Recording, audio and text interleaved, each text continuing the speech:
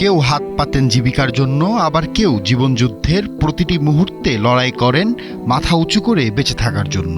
মোহাম্মদ রানা সেই দ্বিতীয় দলের একজন। আমি বারো মানুষ ভিক্ষা করে, আমি ভিক্ষা করি না।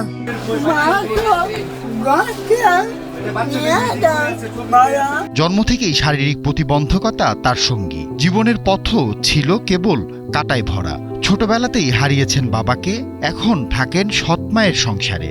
পরিবারের বড় ভাইও শারীরিক প্রতিবন্ধী, কাজ করার মতো সামর্থ্য নেই তারও। তাই সংসারের দায় যেন এসে পড়েছে রানার কাঁধে।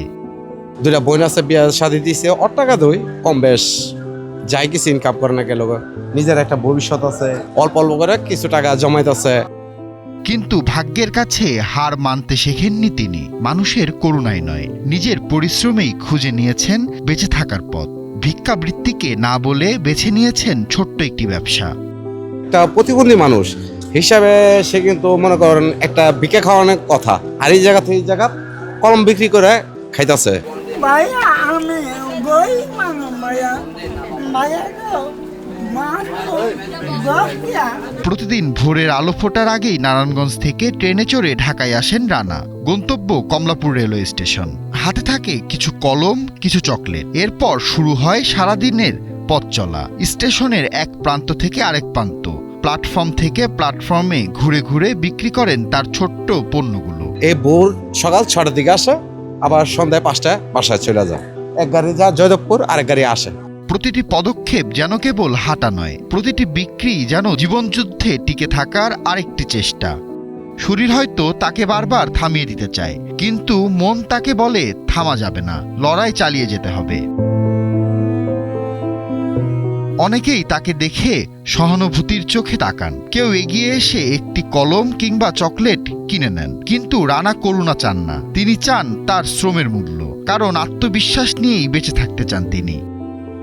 এই শহরের হাজারো ব্যস্ত মানুষের ভিড়ে হয়তো প্রতিদিনই চোখ এড়িয়ে যান মোহাম্মদ রানা, কিন্তু তার নীরব সংগ্রাম বলে দেয় প্রতিবন্ধকতা শরীরে থাকতে পারে, ইচ্ছা শক্তিতে নয়। আমি ব্যাখ্যা করি প্রচুর আগ্রহ মাগে গবাগে। দেশ জুড়ে যে কোনো কেনাকাটায় 10,000 টাকার বেশি অফার, তাই পেমেন্ট মানেই বিকাশ। জীবন তাকে বারবার কঠিন পরীক্ষার মুখোমুখি দাঁড় করিয়েছেন, তবুও তিনি হার মানেননি। তিনি বিশ্বাস করেন মানুষের সবচেয়ে বড় পরিচয় তার অক্ষমতা নয়, তার চেষ্টা। সারাদিন খাওয়া দাওয়া তার মানে এমন একটু কিছু খাইতে চায় না, ওর সংসার চিন্তা করে অনেক সময় দেখা যাচ্ছে কলা রুটি খায়, অনেক সময় না খায় থাকে। মোহাম্মদ রানার গল্প শুধু একজন প্রতিবন্ধী মানুষের গল্প নয়, একটি আত্মসম্মানের গল্প, পরিশ্রমের গল্প, আর প্রতিকূলতার মাঝেও আলো খুঁজে নেওয়া এক অদম্য মানুষের গল্প।